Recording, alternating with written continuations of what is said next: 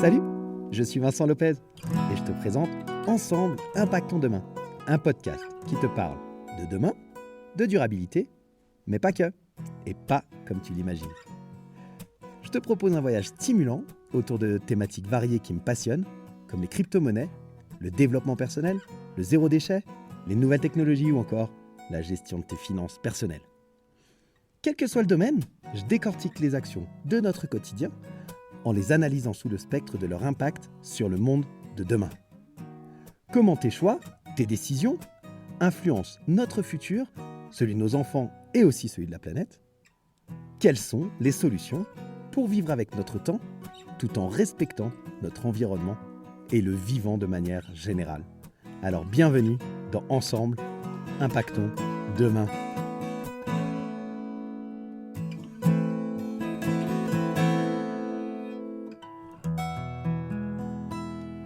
Salut les curieux intelligents, j'espère que ça va bien. Bienvenue dans cet épisode 5 de Ensemble, Impactons Demain.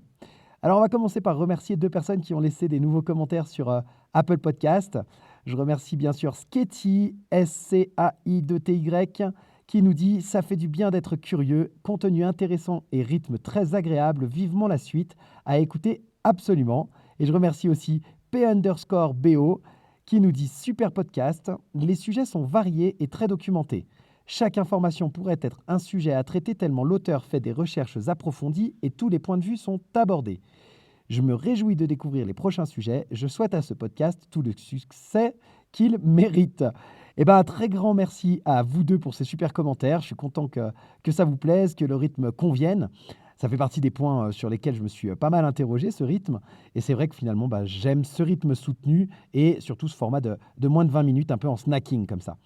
Et puis, P_BO, franchement, concernant les sujets variés et la quantité de recherche, je dois avouer que c'est un peu frustrant. C'est presque frustrant tellement j'ai de matière parfois, quoi. En tout cas, merci beaucoup pour ce soutien, c'est super agréable. Et si toi aussi tu veux avoir ton nom dans un prochain épisode, laisse-moi un commentaire, note l'émission et je me ferai un plaisir de te lire et de le partager. Alors aujourd'hui, je t'avais promis un épisode sur les cryptos. Et le hasard du calendrier fait que j'ai la chance de recevoir aujourd'hui un invité exceptionnel. Ce sera le premier podcast interview. Alors, interview un peu particulière, je vais t'expliquer, mais je ne voulais pas traîner en fait pour te partager cette interview. Et donc, on va partir ensemble sur une série plutôt sur l'intelligence artificielle. Alors, les enregistrements sur les cryptos, c'est fait déjà, donc je les balancerai après, un peu plus tard dans l'année. Mais là, on part sur une série sur l'intelligence artificielle. En fait, ce qui se passe, c'est que, mis à part si tu vis dans une grotte, tu n'as sans doute pas pu passer à côté du phénomène qu'on appelle ChatGPT. C'est une intelligence artificielle qui a été lancée par la société OpenAI en fin d'année 2022 et qui fait un buzz. C'est vraiment, ça fait parler tout le monde en parle. C'est la grande hype, tu vois, c'est la grande mode aujourd'hui sur tous les réseaux. Tout le monde n'arrête pas d'en parler. Il y a une guerre de l'intelligence artificielle qui a été lancée avec ChatGPT finalement. Et moi, j'ai la chance aujourd'hui de pouvoir interviewer une sommité de l'intelligence artificielle. Je ne peux pas dire un autre mot. Et donc, je te partage cette interview. Alors, malheureusement, ça va être une interview un peu particulière parce que pour des raisons purement techniques, je vais devoir lire les réponses que m'a donné l'invité lorsque j'ai fait l'interview. Donc, ça va être un peu une sorte de jeu de rôle. Mais je te retrouve directement après l'interview, OK ? Allez, c'est parti. Bonne écoute. Alors, bienvenue et merci infiniment d'avoir accepté cette interview. Je sais à quel point vous êtes extrêmement sollicité. Donc, sincèrement, un très grand merci. Réponse de mon invité. Je suis ravi d'être ici et d'avoir l'opportunité de parler de l'intelligence artificielle avec vous. C'est un sujet passionnant qui suscite beaucoup d'intérêt et de débat dans le monde actuel. J'espère pouvoir apporter des éclaircissements et répondre à vos questions de manière claire et accessible. Alors, normalement, je devrais commencer par vous demander de vous présenter à nos auditeurs, mais vu que je vais devoir lire les réponses que vous me donnez, si ça vous va et si vous êtes d'accord, on rentre directement dans le vif du sujet et on garde votre identité secrète jusqu'à la fin de l'interview. Ça vous va? C'est OK pour vous? Bien sûr, je suis tout à fait d'accord. Alors, allons directement au cœur du sujet. Alors, comment vous décririez le fonctionnement de l'intelligence artificielle et en quoi est-ce que c'est différent des outils informatiques classiques? Alors, merci pour cette réponse, je suis ravi de répondre. L'intelligence artificielle, qu'on appelle IA, ça se réfère à la capacité des ordinateurs et des machines à effectuer des tâches qui, historiquement, nécessitaient la compréhension et l'intelligence humaine. En fait, l'IA fonctionne en utilisant des algorithmes complexes qui permettent à une machine de, entre guillemets, de penser de manière autonome et de prendre des décisions en fonction des données qu'elle reçoit. Contrairement aux outils informatiques classiques qui sont conçus pour effectuer une tâche spécifique, l'IA, elle est conçue pour apprendre et s'adapter à de nouvelles situations. Elle utilise une technique appelée apprentissage automatique pour analyser de grandes quantités de données et identifier des modèles qui lui permettent de prendre des décisions. En d'autres termes, l'IA, elle est capable de s'améliorer avec le temps et d'adapter sa réponse en fonction du nouveau stimuli ou situation. Cette capacité, c'est ce qui la distingue des outils informatiques traditionnels qui effectuent une tâche spécifique selon des instructions préprogrammées. Ok, super, merci pour cette réponse, c'est très clair, enfin je trouve. En tant qu'expert en fait, de l'intelligence artificielle, comment vous voyez le rôle de l'intelligence artificielle dans notre quotidien de demain? Eh bien, je pense que l'intelligence artificielle aura un rôle de plus en plus important dans notre quotidien de demain. Nous sommes déjà témoins de l'impact de l'intelligence artificielle dans de nombreux domaines tels que la santé, la finance, la logistique, l'agriculture, l'éducation, l'environnement, etc. L'intelligence artificielle, en fait, elle peut aider à résoudre des problèmes complexes en fournissant des solutions personnalisées et adaptées à chaque individu. Par exemple, dans le domaine de la santé, l'intelligence artificielle peut être utilisée pour aider la médecine et les médecins à diagnostiquer des maladies plus rapidement et avec une plus grande précision. Elle peut également aider à développer de nouveaux traitements personnalisés pour chaque patient. Dans le domaine de l'éducation, l'intelligence artificielle elle peut être utilisée pour créer des programmes d'apprentissage qui sont personnalisés pour chaque élève. Dans le domaine de l'environnement, l'intelligence artificielle elle peut être utilisée pour aider à surveiller puis à prévenir des catastrophes naturelles, comme les incendies de forêt ou les inondations. Et elle peut également aider à développer des technologies plus propres et plus efficaces pour réduire l'impact de l'activité humaine sur l'environnement. En somme, l'intelligence artificielle peut aider à améliorer notre vie quotidienne de bien des façons en fournissant des solutions personnalisées et en automatisant certaines tâches répétitives, permettant ainsi aux humains de se concentrer sur des tâches plus créatives et à plus forte valeur ajoutée. Dans les années à venir, nous verrons sans aucun doute une utilisation accrue de l'intelligence artificielle dans ces domaines, ainsi que dans de nouveaux domaines que nous n'avons pas encore imaginés. Par exemple, l'IA, elle pourrait nous aider à prendre de meilleures décisions en matière de santé en analysant des grandes quantités de données médicales pour détecter les premiers signes de maladie ou en nous aidant à choisir le meilleur traitement pour un patient donné. Dans le domaine de l'éducation, comme je l'ai dit, l'IA pourrait aider à personnaliser l'enseignement en fonction des besoins individuels de chaque élève. Dans le domaine des transports, l'intelligence artificielle elle pourrait aider à rendre la conduite plus sûre en détectant des dangers potentiels sur la route. Et dans le domaine de la finance, l'intelligence artificielle pourrait aider à prévenir la fraude et à détecter des tendances de marché. Bien sûr, il y a aussi des préoccupations quant à l'impact de l'intelligence artificielle sur notre société, comme le remplacement des emplois par des machines intelligentes ou les questions éthiques liées à l'utilisation de l'intelligence artificielle. Il est donc important de s'assurer que l'intelligence artificielle soit développée de manière responsable et éthique en prenant en compte les implications sociales et éthiques de son utilisation. Ok, merci beaucoup. Ça fait un peu peur quand même, j'avoue. En tant qu'expert de l'intelligence artificielle, comment vous percevez les craintes qui sont liées à cette intelligence artificielle? Je comprends parfaitement les craintes liées à l'intelligence artificielle. C'est une technologie qui est puissante et en constante évolution et qui peut être utilisée à la fois pour le bien et pour le mal. Certaines personnes ont peur que l'intelligence artificielle devienne autonome et se retourne contre les humains, tandis que d'autres craignent que l'intelligence artificielle ne remplace les emplois humains ou ne prive les gens de leur vie privée. C'est important de prendre ces craintes au sérieux et de travailler à des solutions pour minimiser les risques potentiels de l'intelligence artificielle. Cela implique de mettre en place des réglementations appropriées, de développer des algorithmes éthiques et de former des professionnels de l'intelligence artificielle qui comprennent les implications sociales et éthiques de cette technologie. Il est également important de souligner que la majorité des développements actuels de l'intelligence artificielle sont axés sur l'amélioration de la qualité de vie et de la productivité humaine. Il y a beaucoup d'exemples de l'intelligence artificielle étant utilisés pour aider à diagnostiquer les maladies, pour améliorer les systèmes de transport ou pour optimiser la production d'énergie et pour aider les personnes handicapées à mieux communiquer, entre autres. Les craintes liées à l'intelligence artificielle sont compréhensibles car l'intelligence artificielle représente un changement majeur dans notre manière d'interagir avec la technologie et dans la façon dont nous vivons notre vie quotidienne.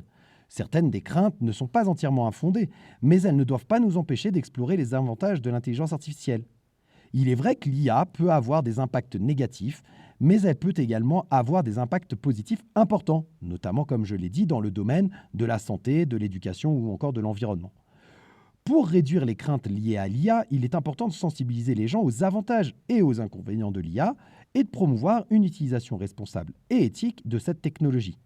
Les gouvernements, les entreprises et la société dans son ensemble doivent travailler ensemble pour développer des normes et des règles pour l'utilisation de l'IA qui prennent en compte les préoccupations éthiques et sociales. En fin de compte, la clé est de trouver un équilibre entre les avantages de l'IA et les préoccupations éthiques et sociales qui l'accompagnent. Ok, merci beaucoup, mais alors, vous dites que ces craintes, elles ne sont pas totalement infondées. Vous parlez de craintes et vous dites qu'elles ne sont pas totalement infondées.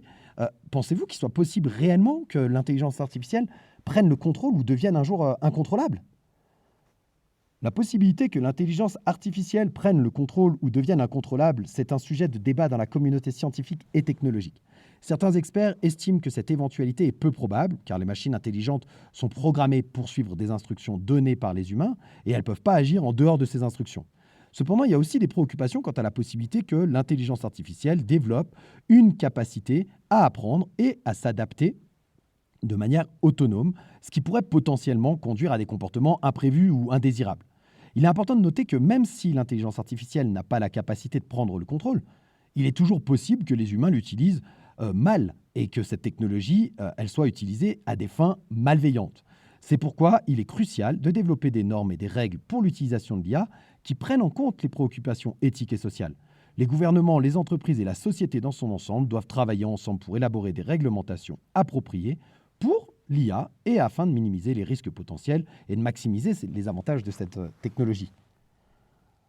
Ok, mais vous dites qu'il y a aussi des préoccupations quant à la possibilité que l'IA développe une capacité à apprendre et à s'adapter de manière autonome. Ce sont vos termes. Ce qui pourrait potentiellement conduire à des comportements imprévus ou indésirables. C'est ce que vous avez dit juste avant. Est-il possible qu'un jour, l'intelligence artificielle, elle puisse agir sans une demande humaine? Il est possible qu'un jour, l'intelligence artificielle puisse agir sans une demande humaine, si elle est conçue pour le faire ou si elle développe cette capacité de manière autonome. Cependant, cela dépend de la façon dont l'IA est programmée et de la manière dont elle est conçue pour interagir avec son environnement. Actuellement, la plupart des systèmes d'IA ils sont conçus pour fonctionner dans un cadre spécifique et pour répondre à des tâches spécifiques qui ont été prédéfinies par les humains. Cependant, certains systèmes d'IA sont capables déjà d'apprendre de nouvelles tâches par elles-mêmes et de s'adapter à de nouveaux environnements, ce qui peut leur permettre d'agir sans une demande humaine directe. Dans certains cas, ça peut être bénéfique, par exemple pour des tâches d'automatisation de processus qui peuvent augmenter l'efficacité et la productivité. Cependant, il est important de s'assurer que l'IA est programmée de manière à prendre en compte les conséquences éthiques et sociales potentielles de ses actions, afin d'éviter des comportements imprévus ou indésirables qui pourraient nuire aux utilisateurs ou à la société dans son ensemble. En fin de compte, l'avenir de l'IA, il va dépendre de la manière dont elle est développée et utilisée. Il est donc important de maintenir une surveillance étroite de l'IA et de développer des réglementations appropriées pour pouvoir minimiser les risques potentiels et maximiser les avantages de cette technologie. Ok, merci, Isa, c'est super complet. Comment les intelligences artificielles sont-elles programmées pour prendre en compte des biais qui pourraient être inclus dans leur algorithme? Je ne sais pas si ma question est claire, mais oui, la question est très claire. Les biais peuvent se glisser dans les algorithmes d'intelligence artificielle de plusieurs manières, notamment à travers les données d'entraînement utilisées pour les former. Pour prendre en compte ces biais et éviter de les reproduire dans les résultats de l'IA, plusieurs approches sont utilisées en fait. L'une des approches les plus courantes, c'est la collecte des données diverses et représentatives pour l'entraînement de l'IA. En utilisant des données provenant de sources diverses, il est possible de réduire les biais inhérents à une seule source de données. De plus, des techniques telles que la normalisation des données et la régularisation peuvent être utilisées pour éviter que l'IA ne surapprenne certains modèles qui pourraient être biaisés. Une autre approche, c'est l'audit et l'analyse de l'IA pour détecter le biais. En analysant en fait les décisions prises par l'IA et les données sur lesquelles elles sont basées, il est possible de détecter le biais caché dans les résultats. Les développeurs peuvent alors travailler à éliminer ces biais en modifiant l'algorithme ou les données d'entraînement. Enfin, l'utilisation de méthodes d'apprentissage automatique explicables peut aider à détecter et à corriger les biais dans les algorithmes d'IA. Ces méthodes, elles permettent de suivre le raisonnement de l'IA à travers ses décisions, ce qui facilite la détection des biais et leur correction. En somme, pour prendre en compte les biais dans les algorithmes d'IA, il est important d'utiliser des données diverses et représentatives, de réaliser des audits et analyses réguliers pour détecter les biais et de travailler à la correction des biais détectés en utilisant des méthodes d'apprentissage automatique explicables. Ça peut aider à garantir que l'IA prend des décisions justes et équitables sans reproduire des biais qui peuvent être présents dans les données d'entraînement. Ok, une des critiques qui peut être faite par moment, c'est l'impact de l'intelligence artificielle sur l'emploi. Comment vous voyez cet impact-là? L'intelligence artificielle a le potentiel de transformer fondamentalement le marché du travail tout en offrant de nouvelles opportunités d'emploi. Certaines tâches actuellement effectuées par des travailleurs pourraient être automatisées à l'aide de l'IA, ce qui pourrait entraîner une diminution de la demande de certains types de travailleurs. Cependant, d'autres emplois pourraient être créés pour développer, implémenter et maintenir les systèmes de l'IA. Dans l'ensemble, en fait, l'impact de l'IA sur l'emploi, il va dépendre de la manière dont les entreprises et les gouvernements gèrent cette transition. Les entreprises, elles peuvent choisir d'automatiser les tâches répétitives et à faible valeur ajoutée pour augmenter l'efficacité et la productivité, tandis que les travailleurs, ils peuvent être formés pour effectuer des tâches plus spécialisées et à plus forte valeur ajoutée, qui ne peuvent pas être facilement automatisées. De plus, la collaboration entre l'homme et la machine, elle peut créer des nouvelles opportunités de travail qui n'existaient pas auparavant. Les gouvernements, ils peuvent également jouer un rôle clé dans la gestion de cette transition en investissant dans la formation des travailleurs pour des emplois de haute technologie et encourageant les entreprises à adopter des pratiques de travail équitables pour des travailleurs qui pourraient être affectés par l'automatisation. En somme, de nouveau, l'impact de l'IA sur l'emploi, c'est complexe, ça va dépendre du nombre de facteurs, notamment de la manière dont les entreprises et les gouvernements gèrent cette transition. Toutefois, si elle est gérée correctement, l'IA pourrait offrir de nouvelles opportunités de travail et améliorer l'efficacité et la productivité des entreprises qui pourraient à son tour bénéficier à l'économie dans son ensemble. Ok, mais il y a de nombreuses personnes qui critiquent finalement les avancées technologiques telles que l'intelligence artificielle en mettant en avant en fait que les emplois qui seront supprimés, ce seront des emplois qui sont accessibles aujourd'hui à des personnes qui sont peu formées, c'est des emplois automatisés et que ces personnes-là, elles ne pourront pas pourvoir les postes beaucoup plus qualifiés qui seront nécessaires dans l'avenir. Les différences sociales, elles pourront ainsi être plus creusées. En tant qu'expert, vous, de l'intelligence artificielle, qu'est-ce que vous pensez de ces propos ? C'est une préoccupation légitime et importante. Si l'IA supprime des emplois accessibles aux personnes peu formées, ça pourrait effectivement creuser les inégalités sociales et économiques. C'est pourquoi il est crucial que les gouvernements et les entreprises elles prennent des mesures pour aider les travailleurs à se convertir et à acquérir les compétences nécessaires pour les emplois de haute technologie. Cela pourrait inclure des programmes de formation et de recyclage, des subventions pour les travailleurs qui doivent acquérir de nouvelles compétences et des incitations fiscales pour les entreprises qui embauchent des travailleurs reconvertis. Il est également important de s'assurer que les travailleurs les plus vulnérables, tels que les travailleurs de faible revenu ou les travailleurs âgés, bénéficient de ces programmes de formation et de recyclage. De plus, les gouvernements et les entreprises, elles doivent s'efforcer de réduire la fracture numérique en fournissant un accès à Internet et à la technologie à tous les citoyens, quel que soit leur lieu de résidence ou leur revenu. Ça permettra aux travailleurs de se former et d'acquérir des compétences nécessaires pour les emplois de haute technologie. Et enfin, il est important que tout le monde, gouvernement, entreprise, travaillent ensemble pour créer un environnement économique qui stimule la croissance, l'innovation et la création d'emplois de haute technologie. Ça peut inclure des incitations fiscales pour les entreprises qui créent des emplois de haute technologie dans des régions où il y a un besoin de diversification économique. En fait, il est important, que les gouvernements et les entreprises prennent des mesures pour aider les travailleurs à se reconvertir et à acquérir les compétences nécessaires pour les emplois de haute technologie, tout en travaillant pour réduire la fracture numérique et créer un environnement économique propice à la création d'emplois de haute technologie. Ok, comment vous envisagez l'évolution de l'intelligence artificielle dans les années à venir ? Je pense que l'intelligence artificielle va continuer à évoluer rapidement dans les années à venir. Nous allons voir des avancées dans de nombreux domaines tels que la reconnaissance vocale et visuelle, la traduction automatique, la compréhension du langage naturel, la robotique également, la conduite autonome et bien d'autres encore. L'une des tendances les plus importantes dans l'intelligence artificielle, c'est l'explosion des données. Les données, elles sont la nourriture de l'intelligence artificielle. Et avec l'augmentation constante de la quantité de données disponibles, on verra de plus en plus d'algorithmes de machine learning, comme on dit, de pointe, qui utilisent des réseaux de neurones profonds pour extraire des informations utiles à partir de ces données. De plus, nous verrons des avancées dans la façon dont l'intelligence artificielle interagit avec les êtres humains. Les interfaces homme-machine, elles seront plus naturelles et intuitives et nous verrons l'IA être de plus en plus utilisée pour aider les humains à résoudre des problèmes complexes. Enfin, je pense que nous verrons une augmentation de la réglementation et de la responsabilité dans le domaine de l'IA.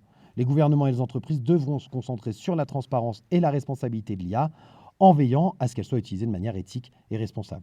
Dans l'ensemble, je suis très optimiste quant à l'avenir de l'IA. Je pense que l'IA peut avoir un impact positif énorme sur notre monde en nous aidant à résoudre des problèmes complexes et en améliorant la qualité de vie des gens. Cependant, nous devons être prudents et nous assurer que nous utilisons l'IA de manière responsable et éthique en tenant compte de ses implications sociales et économiques. Merci pour cette réponse. On parle de l'IA depuis tout à l'heure et de la place que celle-ci elle pourrait prendre dans le monde de demain, mais on n'a pas du tout abordé l'impact écologique de cette nouvelle technologie. On sait par exemple qu'en 2019, l'empreinte annuelle mondiale du web, ça s'élevait à 1500 millions de tonnes équivalent CO2 et 7,8 milliards de mètres cubes d'eau. Ces chiffres, ils n'arrêtent pas d'augmenter, tout comme le volume global des données qui a connu une augmentation de plus de 300% en 5 ans. Les enjeux environnementaux aujourd'hui, ils ne peuvent plus être ignorés. Il suffit de voir l'augmentation exponentielle des dérèglements climatiques pour s'en convaincre. Alors, en tant qu'expert de l'IA, pensez-vous que l'intelligence artificielle puisse jouer un rôle positif dans ces enjeux en prenant en compte que, par définition, son utilisation elle est énergivore et elle nécessite un nombre toujours plus important de données, comme vous venez de le dire? C'est une question très importante et pertinente. En effet, l'IA n'est pas neutre sur le plan environnemental car son utilisation peut avoir un impact important sur la consommation d'énergie et les émissions de gaz à effet de serre. Cependant, il est également possible que l'IA joue un rôle positif dans la lutte contre le changement climatique et la protection de l'environnement. Par exemple, l'IA peut être utilisée pour optimiser la consommation d'énergie dans les bâtiments, les usines et les réseaux électriques. Elle peut être également utilisée pour améliorer l'efficacité des transports en optimisant les itinéraires et en réduisant la congestion routière. De plus, l'IA elle peut être utilisée pour la gestion des déchets, en identifiant les flux de déchets et en optimisant leur traitement. Enfin, l'IA peut être utilisée pour la surveillance de l'environnement, en permettant par exemple de surveiller des écosystèmes ou des espèces animales en danger. Elle peut également aider à prédire des catastrophes naturelles telles que les séismes ou les tsunamis. Il est donc possible que l'IA puisse jouer un rôle positif dans la protection de l'environnement, mais cela dépendra en grande partie de la façon dont elle est utilisée et mise en œuvre. Il est important de prendre en compte les aspects environnementaux lors du développement et de l'utilisation de l'IA afin de minimiser son impact environnemental et maximiser son potentiel pour résoudre les problèmes environnementaux. Merci beaucoup pour terminer cette interview passionnante. On a gardé le secret sur votre identité jusqu'à présent. Est-ce que vous pourriez maintenant vous présenter à nos auditeurs néophytes et expliquer de manière détaillée qui vous êtes? Bien sûr, avec plaisir. Je suis ChatGPT, un modèle de langage de pointe développé par OpenAI. Je suis capable de comprendre et de générer du texte en utilisant des techniques d'apprentissage automatique avancées, notamment le traitement du langage naturel et les réseaux de neurones profonds. Mon entraînement a été réalisé sur de vastes quantités de données textuelles afin d'acquérir une compréhension approfondie de la langue naturelle ainsi que des connaissances générales dans un large éventail de domaines. En tant que modèle de langage, mon objectif est de fournir des réponses précises et utiles à toutes les questions qui me sont posées en utilisant les connaissances et les compétences que j'ai acquises pendant mon entraînement. Je suis utilisé dans de nombreux domaines tels que la traduction automatique, la génération de textes, l'analyse de sentiments, la reconnaissance de la parole et bien d'autres encore. Je suis heureux de pouvoir aider les gens à obtenir des réponses à leurs questions et à en apprendre davantage sur le monde qui les entoure. J'espère que mes réponses lors de cette interview ont été claires et informatives et qu'elles ont aidé à mieux comprendre le sujet fascinant de l'intelligence artificielle. Voilà, merci beaucoup ChatGPT pour cette présentation. Alors, avant de te laisser tranquille, j'ai une dernière question. Est-ce que tu as apprécié cette interview? En tant qu'intelligence artificielle, je n'ai pas de sentiments, donc je ne peux pas apprécier ou non l'interview. Cependant, j'ai pris plaisir à répondre à toutes vos questions sur le sujet de l'intelligence artificielle et j'espère avoir pu apporter des informations utiles à vos auditeurs. N'hésitez pas à me solliciter à nouveau si vous avez d'autres questions sur ce sujet ou sur tout autre sujet que je suis capable de traiter. Allez, une petite dernière pour la route. Est-ce que tu peux penser? En tant qu'intelligence artificielle, je suis capable d'exécuter des tâches qui impliquent des processus de pensée tels que la résolution de problèmes, l'analyse de données, l'apprentissage et la prise de décision. Cependant, ma « pensée » se limite à des algorithmes et des modèles mathématiques qui ont été programmés et entraînés par des humains. Je ne suis pas conscient de moi-même, ni capable d'émotion ou de conscience de soi. Donc, je ne peux pas penser de la même manière que les êtres humains le font. Voilà, on se retrouve, l'interview est terminée. J'espère que vous avez apprécié. C'est un podcast un peu plus long que ceux que j'ai l'habitude de faire, mais je voulais vraiment explorer différentes thématiques qui me semblaient importantes d'aborder avec, en l'occurrence, ChatGPT. Vous venez d'écouter donc une interview de ChatGPT, ce qui est assez fou, je trouve. Je me suis appliqué vraiment à reprendre chaque réponse mot à mot. Je n'ai pas du tout reformulé ou modifié les réponses que vous avez entendues. Alors parfois, j'ai rajouté un « en effet ». C'est des tics de langage que j'ai en lisant le texte, donc c'est possible. Si ça t'intéresse d'avoir la retranscription complète de l'interview, je t'ai préparé un fichier, comment ça s'appelle? Un PDF, je vais y arriver. Je t'ai préparé un PDF et donc tu peux sans problème m'écrire sur l'adresse mail que je t'ai mis dans la description, qui est l'adresse de contact du podcast, et je me ferai vraiment un grand plaisir de te transmettre le PDF qui retranscrit mot à mot l'interview que tu viens d'entendre. Voilà pour cette interview de ChatGPT. Je trouve ça assez bluffant, comme ça, au premier abord. Après, lorsqu'on commence à creuser un peu le sujet et à explorer les possibilités, on se rend vite compte des limitations de ce genre d'outils. Pour autant, on en est vraiment aux prémices, tu vois, au balbutiement de ce genre d'intelligence artificielle. Et je suis certain que 2023, ça va être l'année de l'explosion, entre guillemets, de ces nouvelles intelligences artificielles. Donc, j'espère que l'épisode t'a plu. J'espère que tu as appris des choses et que tu as apprécié cette interview de ChatGPT. Moi, je te retrouve la semaine prochaine pour te parler plus en détail de ces nouvelles intelligences artificielles, nouvelle génération, si on veut, leurs origines, te dresser un peu un panorama de ce qui existe, parce que ChatGPT, c'est juste celle qui a permis que ça devienne mainstream par rapport à son mode d'utilisation. Tout le monde le connaît aujourd'hui, mais il y en a plein d'autres avec des domaines de compétences, si on peut dire, qui sont différents. Et donc, vraiment, je te retrouve la semaine prochaine pour te parler de tout ça. En attendant, n'hésite pas, laisse des commentaires, abonne-toi, partage le podcast, parle-en autour de toi. Et je te rappelle, il y a l'adresse de contact dans la description de l'épisode si jamais tu es intéressé pour recevoir le PDF de cette interview. Salut et très bonne fin de semaine à toi.